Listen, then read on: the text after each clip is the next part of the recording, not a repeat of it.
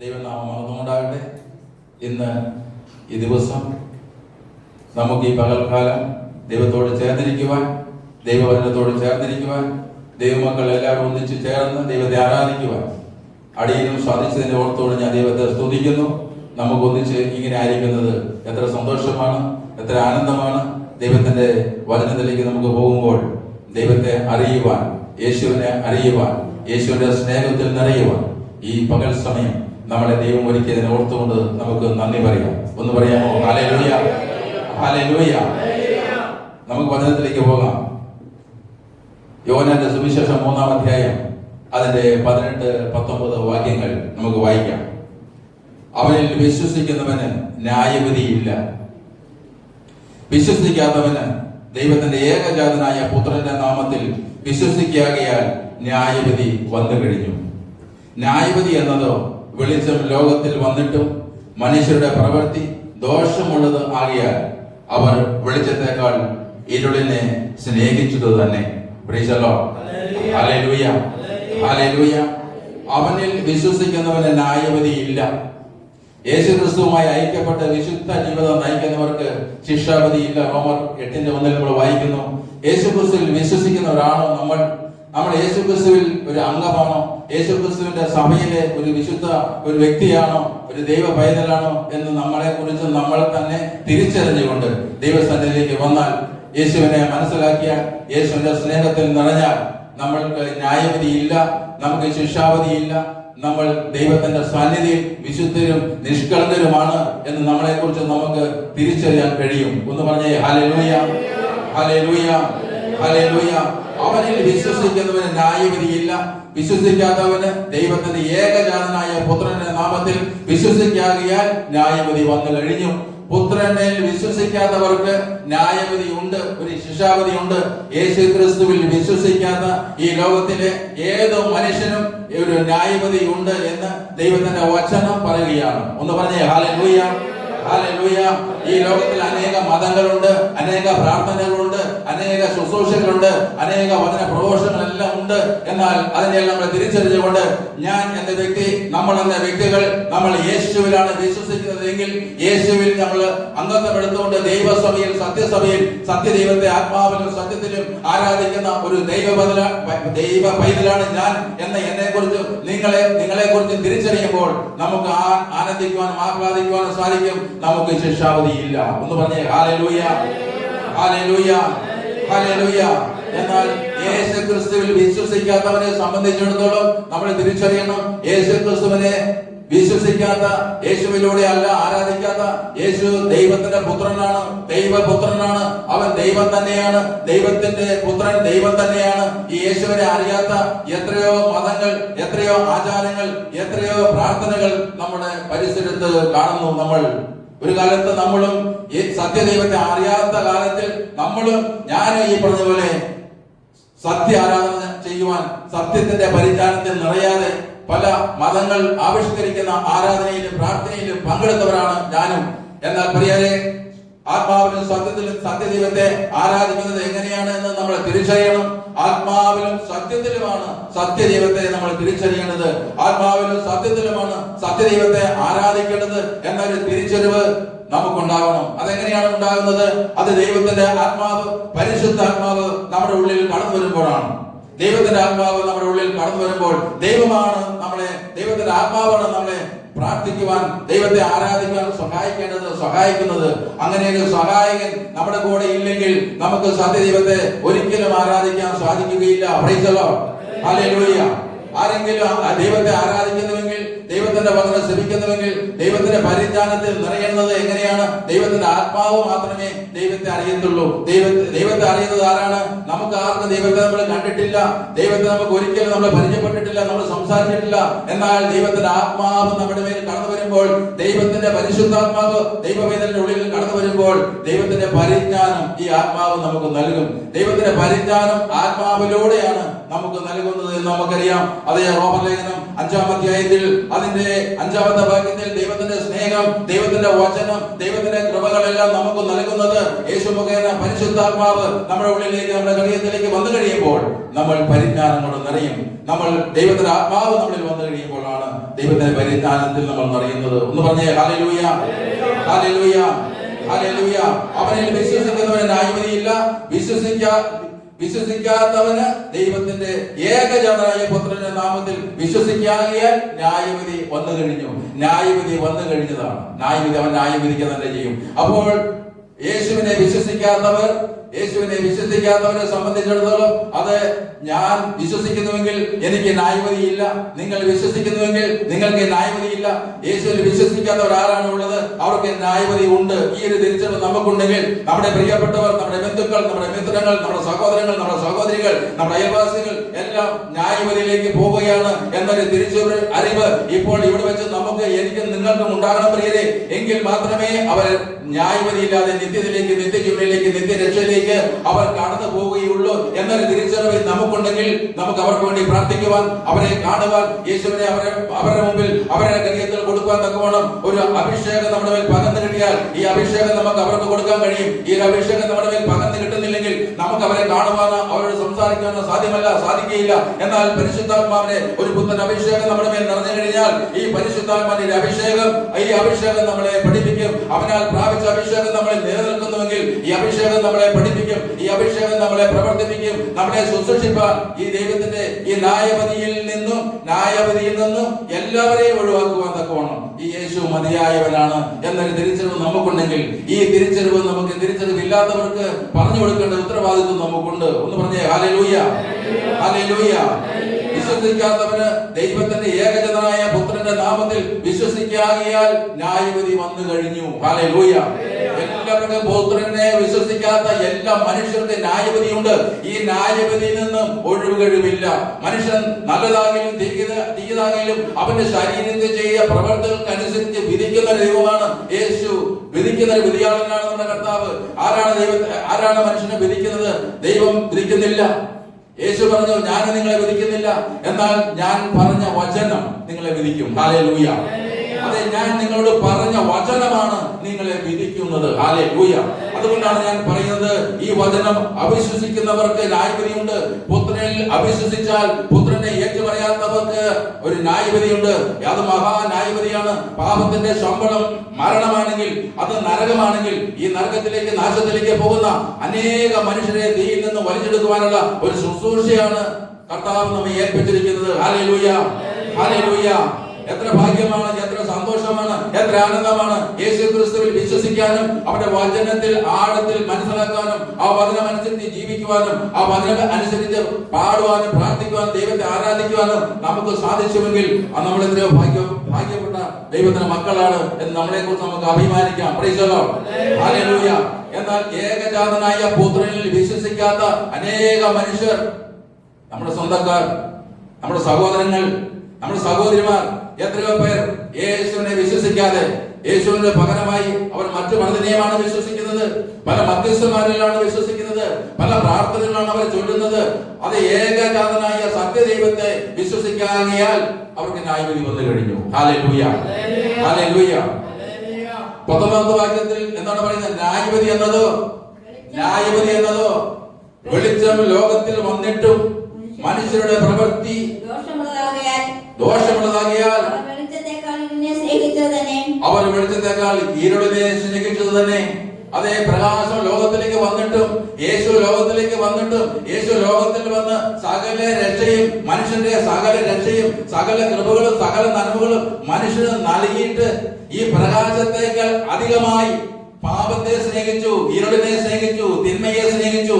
അതുകൊണ്ടല്ലേ പ്രിയരെ, മനുഷ്യൻ പാപത്തെ സ്നേഹിച്ചതുകൊണ്ട്, പാപം നൽകുന്ന സന്തോഷത്തിൽ ജീവിക്കുന്നത് കൊണ്ട് ഇവിടെ അരാജകത്വം, ഇവിടെ സമാധാനമില്ല. ഇവിടെ കഴിഞ്ഞ ദിവസങ്ങളിൽ എത്രയോ എന്റെ അയൽവാസികൾ 2 ആത്മഹത്യകൾ നടന്നു. സമാധാനമില്ല, സ്വസ്ഥതയില്ല, പ്രശ്നങ്ങളാണ്, പ്രയാസങ്ങളാണ്, പ്രതിസന്ധികളാണ്, ദുഃഖങ്ങളാണ്, ദുരിതങ്ങളാണ്, ക്ലേശങ്ങളാണ്. യേശു ഈ ഭൂമിയിൽ വന്നിട്ട്, യേശു ക്രൂശിൽ മരിച്ചിട്ട് സകല മനുഷ്യരെ രക്ഷിച്ചിട്ട് രക്ഷ അനുഭവിക്കാത്ത എത്രയോ മനുഷ്യർ നമ്മുടെ ഇടയിലുണ്ട്. ഈ സത്യ സുവിശേഷം അറിയാത്ത എത്രയോ മനുഷ്യരുണ്ട്. യേശുവിനെ എല്ലാവർക്കും അറിയാം, പക്ഷെ യേശുവിന്റെ സുവിശേഷം അറിയണം. യേശുവിനെ എല്ലാവർക്കും അറിയാം, യേശുവിനെ അറിയാത്തവർ ലോകത്തിൽ ആരുമില്ല. എന്നാൽ യേശുവിന്റെ സുവിശേഷം അറിയണം, യേശു ക്രിസ്തുവിലുള്ള രക്ഷ എന്താണെന്ന് തിരിച്ചറിയണം. പ്രകാശം ലോകത്തിലേക്ക് വന്നിട്ടും മനുഷ്യൻ പ്രകാശത്തേക്കാൾ അധികമായി ഇരുളിനെ സ്നേഹിച്ചു. ഇതാണ് ന്യായവിധി, ഇതാണ് ശിക്ഷാവിധി. ഈ ലോകത്തിലെ സകല മനുഷ്യരും പ്രകാശത്തേക്കാൾ അധികമായി, യേശുവിനേക്കാൾ അധികമായി തിന്മയെ സ്നേഹിച്ചു, പാപത്തെ സ്നേഹിച്ചു, ഇരുളിനെ സ്നേഹിച്ചു. അത് പാപം നൽകുന്ന സന്തോഷം, പിശാച് തരുന്ന സന്തോഷം, അതിൽ മൂടപ്പെട്ടിരിക്കുകയാണ് മനുഷ്യൻ. മനുഷ്യന്റെ ഹൃദയം തുറക്കുന്നില്ല. അവന്റെ ഹൃദയത്തിലേക്ക് ദൈവത്തിന്റെ സത്യവചനം കടന്നു ചെല്ലുന്നില്ല. അടയ്ക്കപ്പെട്ട പാപത്തിൽ അകപ്പെട്ടു പോയ മനുഷ്യന്റെ ഉള്ളിലേക്ക്, അവന്റെ ഹൃദയത്തിലേക്ക് ഈ യേശുവിന്റെ പ്രകാശമായ യേശുവിന്റെ സത്യവചനം അവന്റെ ഉള്ളിലേക്ക് കടന്നു ചെല്ലാത്ത വിധത്തിൽ അന്ധകാരത്തിന്റെ തിന്മയുടെ ഈ ലോകത്തിന്റെ അധികാരി ഈ പ്രകാശത്തെ തടഞ്ഞു വെച്ചിരിക്കുക, ഈ സുവിശേഷത്തെ തടഞ്ഞു വെച്ചിരിക്കുക, ഈ പ്രകാശത്തെ തടഞ്ഞു വെച്ചിരിക്കുക. ഈ സത്യത്തിലേക്ക്, ഈ കൃപയിലേക്ക്, ഈ രക്ഷയിലേക്ക് ഈ ലോകത്തിലെ സകലരും കടന്നു വരണം. ഈ ലോകത്തിലെ സകല മനുഷ്യരും കടന്നു വരണം. ഇതാ ലോകത്തിന്റെ പാപങ്ങൾ നീക്കുന്ന ദൈവത്തിന്റെ കുഞ്ഞാട്. ആരാണ് തിരിച്ചറിയാത്തത്? വചനം തിരിച്ചറിയണം. ഈ ലോകത്തിന്റെ പാപങ്ങൾ നീക്കുന്ന ദൈവത്തിന്റെ കുഞ്ഞാടാണ് യേശു ക്രിസ്തുവെങ്കിൽ എനിക്ക് രക്ഷയുണ്ട്. ഇത് തിരിച്ചറിയാൻ നമുക്ക് എല്ലാവർക്കും രക്ഷയുണ്ട്. ഈ വചനം കേൾക്കുന്ന എല്ലാവർക്കും രക്ഷയുണ്ട്, പാപമോചനമുണ്ട്, സൗഖ്യമുണ്ട്, അനുഗ്രഹമുണ്ട്, അവിടെ രക്ഷയുണ്ട്, അവിടെ നിത്യജീവനുണ്ട്, നിത്യ സൗഭാഗ്യമുണ്ട്. ഈ വചനം തിരിച്ചറിയുന്ന എല്ലാവർക്കും നിത്യജീവനുണ്ട്, നിത്യരക്ഷയുണ്ട്, നിത്യ സൗഭാഗ്യമുണ്ട്. യേശു പറഞ്ഞത് എന്താണ്? ഞാൻ ഇരിക്കുന്നിടത്ത് നിങ്ങൾ ഇരിക്കേണ്ടതിന് ഞാനിപ്പോൾ പോവുകയാണ് നിങ്ങൾക്ക് സ്ഥലമൊരുക്കുവാൻ, നിങ്ങൾക്ക് വാസസ്ഥലം ഒരുക്കി ഞാൻ നിങ്ങളെ കൂട്ടിക്കൊണ്ടു പോകുവാൻ തിരിച്ചു വരും. കർത്താവിന്റെ വരവ് നമ്മൾ പ്രതീക്ഷിച്ചിരിക്കുകയാണ്, പ്രത്യാശയോടെ കാത്തിരിക്കുകയാണ്. അതുവരെയും നമ്മൾ പ്രാർത്ഥിച്ചു, പാടിയും ആരാധിച്ചു, ഈ വചനത്തിന്റെ ആഴങ്ങൾ പഠിപ്പിച്ചു, ഈ വചനം അനുസരിച്ച് ജീവിക്കാൻ തക്കവണ്ണം എല്ലാവരെയും പ്രബോധിപ്പിച്ചുകൊണ്ട് യേശുവിന് വേണ്ടി നമ്മൾ കാത്തിരിക്കുകയാണ്. യേശു വരാൻ താമസിച്ചാൽ നമ്മുടെ മരണം സുനിശ്ചിതമാണ്. നമ്മൾ മരിക്കും. നമ്മൾ മരിച്ചാൽ നമ്മൾ ഉയർത്തെഴുന്നേൽക്കും. നമ്മൾ ഉയർത്തെഴുന്നേറ്റ് എപ്പോഴും കർത്താവിനോട് കൂടി ആയിരിക്കും. Hallelujah, hallelujah. ഇരുളിൽ വസിക്കുന്ന സകലരെയും ഇരുട്ടിൽ നിന്ന് പ്രകാശത്തിലേക്ക് നയിക്കുവാനാണ് യേശു വന്നത്. ബന്ധിതർക്ക്, അടിച്ചമർത്തപ്പെട്ടവർക്ക് സ്വാതന്ത്ര്യം, ബന്ധിതർക്ക് മോചനം, പാപികൾക്ക് സൗഖ്യം, പാപമോചനം, ഇതെല്ലാം കൊടുക്കുവാനാണ് യേശു വന്നത്. യേശു എങ്ങനെ വന്നുവെങ്കിൽ എനിക്ക് സൗഖ്യമുണ്ടോ? എനിക്ക് പാപത്തിൽ നിന്ന് മോചനമുണ്ടോ? എനിക്ക് രക്ഷയുണ്ടോ? ഞാൻ രക്ഷിക്കപ്പെട്ട പൈതലാണോ? ഞാൻ ഇനി പാപത്തിന് അടിമപ്പെട്ടു പോയ ഒരു വ്യക്തിയാണോ എന്ന് നമ്മളെ കുറിച്ച് നമ്മൾ ചിന്തിക്കണം. ഏതെങ്കിലും പാപത്തിൽ, തർക്കദോഷത്തിൽ, പാപചിന്തകളിൽ, പാപത്തിന്റെ ബന്ധനത്തിൽ, ഏതെങ്കിലും പാപത്തിന്റെ ബന്ധനത്തിൽ നമ്മൾ അകപ്പെട്ട ഒരു വ്യക്തിയാണോ എന്ന് നമ്മൾ തിരിച്ചറിയേണ്ട പ്രിയരെ. എന്താണ് പാപം? അത് ജഡത്തിന്റെ പ്രവർത്തികളോ? അതാണ് പാപം. ജഡത്തിന്റെ പ്രവർത്തികളാണ് പാപം. എന്താണ് ജഡത്തിന്റെ പ്രവർത്തി? ഗലാത്യ 5:19 പറഞ്ഞിട്ടുണ്ട്. ദുർനടപ്പ്, അശുദ്ധി, ദുഷ്കാമം, വിഗ്രഹാരാധന, ആഭിചാരം, പക, പിണക്കം, ജാരശങ്ക, ക്രോധം, ശാഠ്യം, ദുർനപക്ഷം, ഭിന്നത, അസൂയ, മദ്യപാനം, വെരുക്കുത്ത് മുതലായവ എന്ന് ഇവയ്ക്ക് സദൃശമായ എല്ലാം പാപമാണ്. അത് ജഡത്തിന്റെ വ്യാപാരമാണ്, ജഡത്തിന്റെ മോഹമാണ്. ഇതിൽ ഏതെങ്കിലും ഒന്ന് ചെയ്യുന്നെങ്കിൽ, ഏതെങ്കിലും ഒന്നിൽ നീ അടിമയാണെങ്കിൽ, ഞാൻ അടിമയാണെങ്കിൽ, ഒന്നിൽ തെറ്റിയാൽ എല്ലാത്തിനും കുറ്റക്കാരനായി തീർന്നു.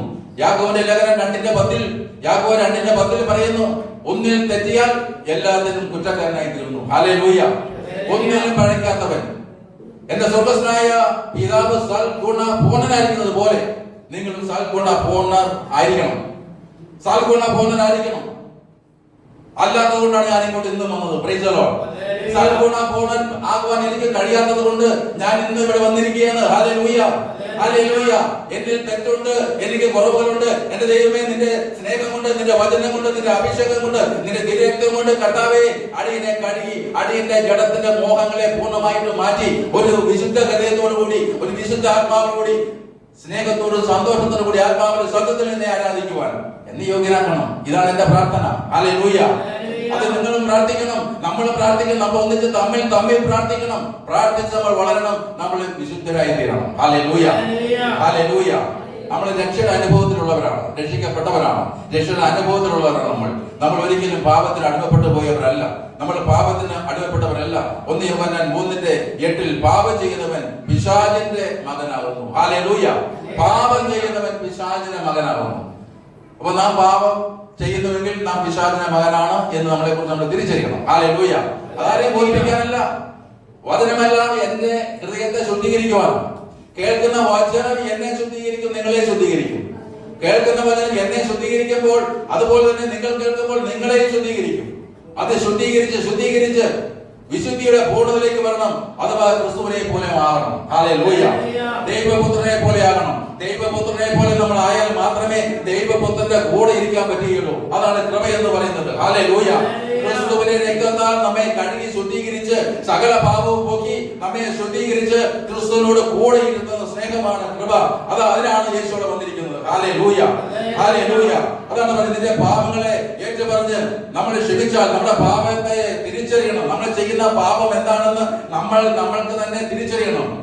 ഈ തെറ്റാണ്, ഞാൻ ചെയ്തത് തെറ്റായി പോയി എന്ന് തിരിച്ചറിഞ്ഞുകൊണ്ട് ആ തെറ്റിനെ ഏറ്റുപറഞ്ഞ് ദൈവത്തിന്റെ സന്നിധിയിൽ ഏറ്റുപറഞ്ഞ് അത് കർത്താവിനോട് പറഞ്ഞ്, കർത്താവേ ഞാൻ ചെയ്തു പോയി, ഇത് ഞാൻ ചെയ്യുകയില്ല. ഇതാണ് അനുതാപം, പശ്ചാത്താപം. ഞാൻ ചെയ്തു പോയി, ഇന്ന് ഞാൻ ചെയ്യുകയില്ല.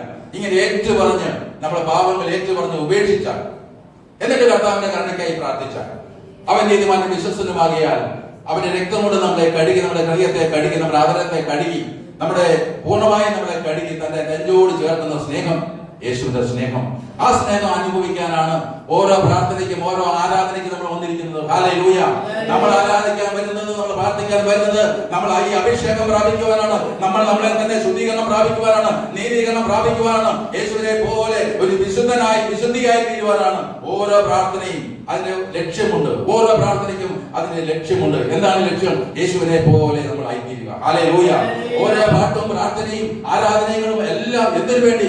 യേശുവിനെ പോലെ ആയിത്തീരുവാനാണ്. യേശുവിനെ പോലെ ആയിത്തീരുന്നില്ലെങ്കിൽ യേശുവിന്റെ അടുക്കൽ നമുക്ക് ഇരിക്കാൻ കഴിയില്ല. യേശുവിനെ പോലെ നമ്മൾ ആയിത്തീരണം. അതാണ് നമ്മുടെ ലക്ഷ്യം. അതിന് പറ്റുന്നില്ല. അതുകൊണ്ടാണ് നമ്മൾ നിരന്തരമായി പ്രാർത്ഥനയിലേക്കും വചനത്തിന്റെ പാരായണം, വചനം വായിച്ച് കേൾക്കുന്ന വചനം നമ്മളെ ശുദ്ധീകരിച്ചുകൊണ്ടേയിരിക്കും. അത് ശുദ്ധീകരിച്ചുകൊണ്ടേയിരിക്കും. എത്ര ശുദ്ധീകരിച്ചാലും വീണ്ടും അത് മലിനപ്പെട്ടുകൊണ്ടേയിരിക്കും. അതാണ് അതിന്റെ പ്രത്യേകത. എപ്പോഴും മലിനപ്പെട്ടുകൊണ്ടേയിരിക്കും. അതുകൊണ്ട് ഈ ലോകത്തിലായിരിക്കുമ്പോൾ ഈ ലോകത്തിന്റെ ബന്ധനങ്ങൾ, പ്രയാസങ്ങൾ, പ്രതിസന്ധികൾ അത് കേൾക്കുമ്പോഴും ഏതെങ്കിലും ഒരു TV എടുത്തു വെച്ചാൽ അവിടെ എന്തെങ്കിലും സന്തോഷം കിട്ടുന്ന വാർത്തയുണ്ടോ?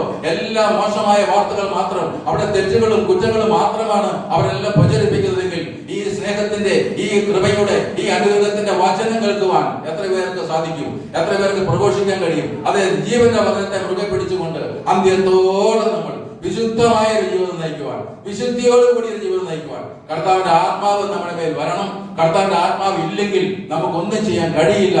ഒരു ജഡ മനുഷ്യൻ പ്രാർത്ഥിച്ചാൽ ദൈവം പ്രാർത്ഥന കേൾക്കുകയില്ല. ഒരു ജഡ മനുഷ്യന്റെ ഉള്ളിലേക്ക് ദൈവത്തിന്റെ ആത്മാവ് വരുന്നില്ലെങ്കിൽ, ദൈവത്തിന്റെ വചനം വരുന്നില്ലെങ്കിൽ, യേശുവിനെ രക്ഷ വരുന്നില്ലെങ്കിൽ അവന് ഒന്നും ചെയ്യാൻ കഴിയില്ല. അവന് ന്യായവിധി അവന്റെ മേലുണ്ട്. ഹല്ലേലൂയ. ഹല്ലേലൂയ. അവന് ശിക്ഷാവധി അവന്റെ മേൽ കിടക്കുകയാണ്. ഇപ്പോഴേ ശിക്ഷാവധി ഉണ്ട്.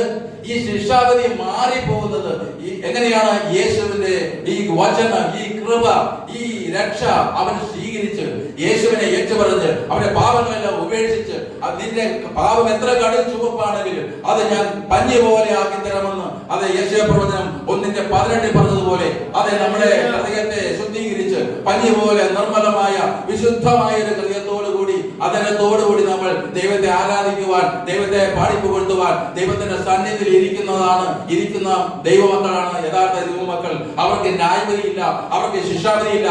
അവർ നിത്യതയിൽ അവിടെ കർത്താവിന്റെ കൂടെ തന്നെ, ഭൂമിയിൽ അവർ കർത്താവിന്റെ കൂടെ തന്നെ, എപ്പോഴും കർത്താവിന്റെ കൂടെ തന്നെയാണ്. അവരുടെ ഉള്ളിൽ വസിക്കുന്നത് ദൈവത്തിന്റെ ആത്മാവാണ്, ദൈവത്തിന്റെ വചനമാണ്. ഹല്ലേലൂയ.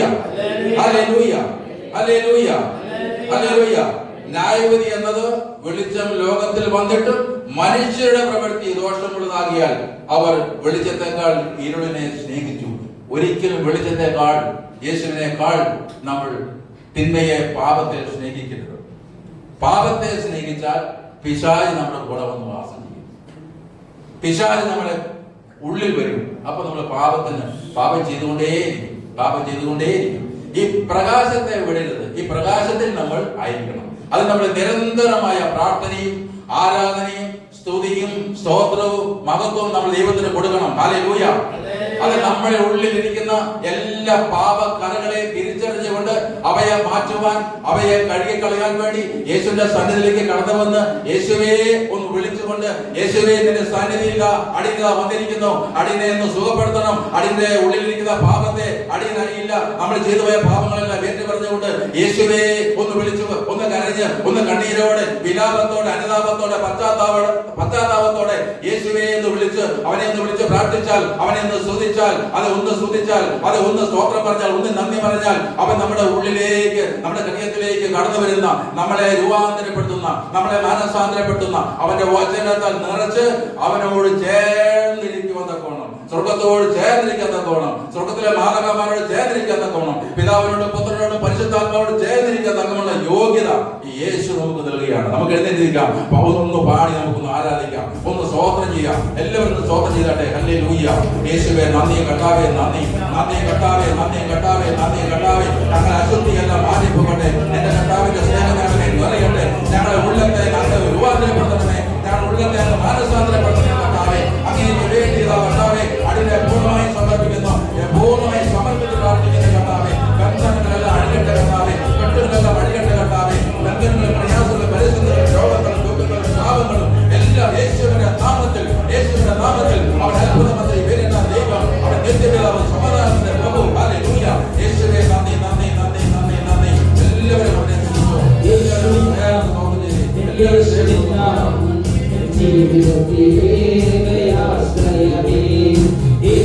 നാമം, യേശുവിൻ നാമം, ജീവിതത്തിലെ